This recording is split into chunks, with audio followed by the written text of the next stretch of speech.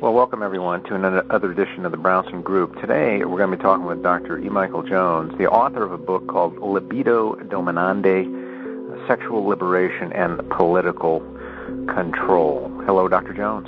Hi, Dave. How are you? All righty. This is one of the most powerful books I believe I've ever read because it puts into context a lot which has happened in our contemporary society. And it explains even more, as you're about to tell us, about the history of the West for the last 200 years.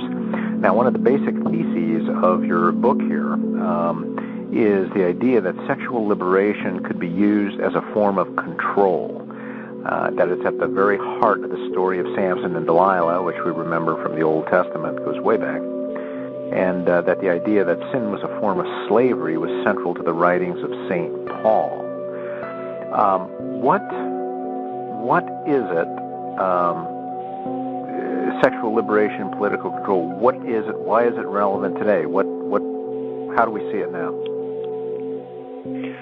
Well, it's one of the best forms of control because it's the subtlest, because it masquerades behind your passions.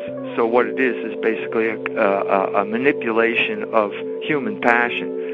And human passion is powerful, and it blinds you to the fact that you're being manipulated. So that's the first thing. And the second thing is that the culture is absolutely... now, this is a question, I don't know whether people are blind or whether we're talking about deliberate repression of people who understand the story, but the culture is absolutely adamant in not allowing any type of explanation of pornography along these lines. There is absolutely no discussion whatsoever along these lines. And so the only thing you're allowed to talk about is freedom. So people who, if you're against pornography, you're against freedom. This is the way the debate has been managed for over 50 years now. Let's say 50 years from the Roth decision.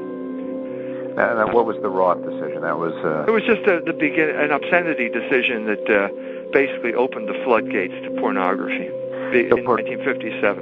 Pornography, free sex, sexual because up until this time, pornography had never been considered a First Amendment issue, and obscenity was never considered First Amendment, and this was the opening of the door to allow pornography to be considered a First Amendment freedom of speech issue. So sexual license, then free sex, free love, whatever you want to call it, then becomes an issue of freedom. It becomes an issue of liberation in the dominant culture. Yeah. So in order to really understand it, the real dynamics of it, you have to take a step back and you have to look for examples. And I think the best example that I can come up with was the instance of the Intifada, the battle between the Israelis and the Palestinians. In 2002, the Israeli military force marched into Ramallah. And after they did that, they took over the TV stations, which is pretty much standard procedure. But after they did that, something unusual happened. What was that?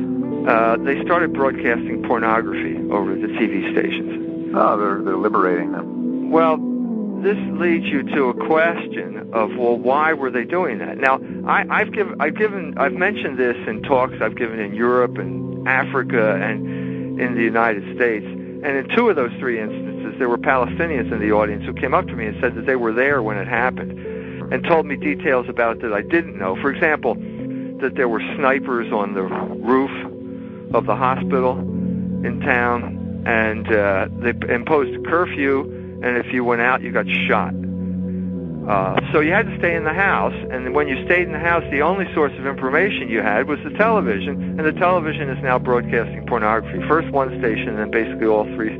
All the stations but one got taken over, and the one station that didn't get taken over broadcasting, well, there's little bands across the bottom of the screen that they've been taken over by the Israelis and they're broadcasting pornography. So this is not something we're doing. It's out beyond our control. So the question is, why did they do that? And if you go to the American contemporary culture and you look for an explanation for the purpose or the reason for pornography or what pornography means, there were two fairly recent cultural artifacts that explain it for you. The one is called The People versus Larry Flynt, Hollywood movie, and the other one was called Boogie Nights. And both of these appeared around the early 90s, and they appeared at that particular time for a particular reason. That's because at that time Congress was debating something called the Communications Decency Act, which was whether to allow pornography on the Internet. And this was the pornography industry's cultural offensive to make sure that they were allowed to use the Internet to distribute pornography. So you go to a movie like The People versus Larry Flynt, and Woody Harrelson, for some reason, they picked him to play Larry Flynt. I don't know where. I guess Jabba the Hutt was had other obligations at that time. But anyway, they got him to play it, and during the course of the movie, he says that no one is free in this country unless I'm allowed to produce pornography. And so that's pretty much the explanation. Pornography equals freedom. So if we take that explanation and we apply it to what happened in Ramallah, it's pretty clear that the Israelis were trying to bring freedom to the Palestinians. Well, but your book and your thesis is that that's really just a euphemism for a very sophisticated form of slavery. Well, I think anybody in his right mind knows that the Israelis are not interested in liberating the Palestinians unless we take liberation in a contemporary cultural sense, and so you have to look someplace else for the explanation. And I'm saying the real explanation can be found in places like, the story of Samson and Delilah in the Bible, which is also set in Gaza. So nothing has changed in that regard. So the idea is to get people to watch pornography or accept pornography, whether it's in the United States or anywhere else.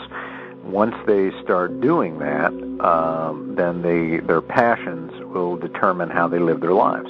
Yeah. And the people who present the pornography will make money because people will want to feed their passions, and as these industries make more money, they'll be able to exert more influence on the society. Right. That's pretty much the explanation. So to begin with our example, everyone's supposed to be distracted from the fact that the Israelis have just taken over your town because all you're going to do is watch pornography now. And that's pretty much what the Shin Bet and the CIA had in mind when this thing was proposed in the first place. So I think that makes pretty clear that that's the military application of pornography.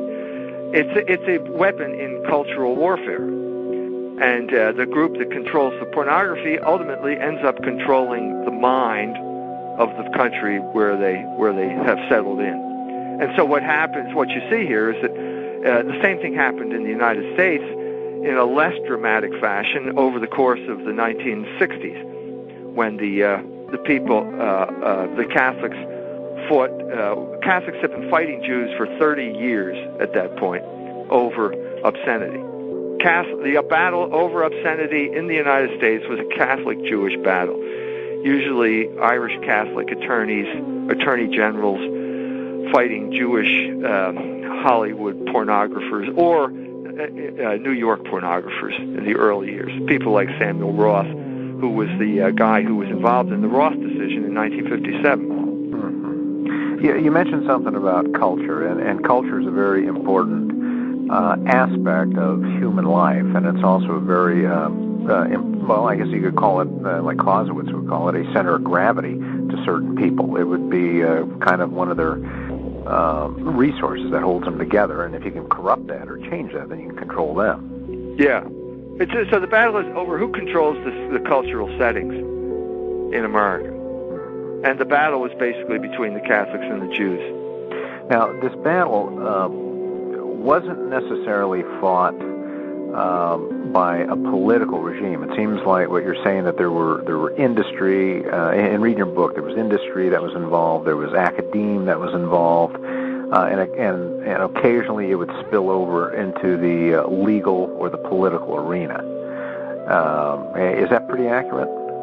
Yeah, I think that what we're talking about is moral and pre-political. In other words, if you can control this aspect, then the politics sort of follows naturally from that. Because first of all, you've established the parameters of control. You've established the idea that control is something that is acceptable, and it's acceptable because it's not perceived as control. No one perceives this as control. Everyone, I mean, there's the libertarian argument, like, well, if you don't like it, well, change the channel, this type of thing. That's not the issue. The issue is who gets to determine what's on the channel in the first place. And once you get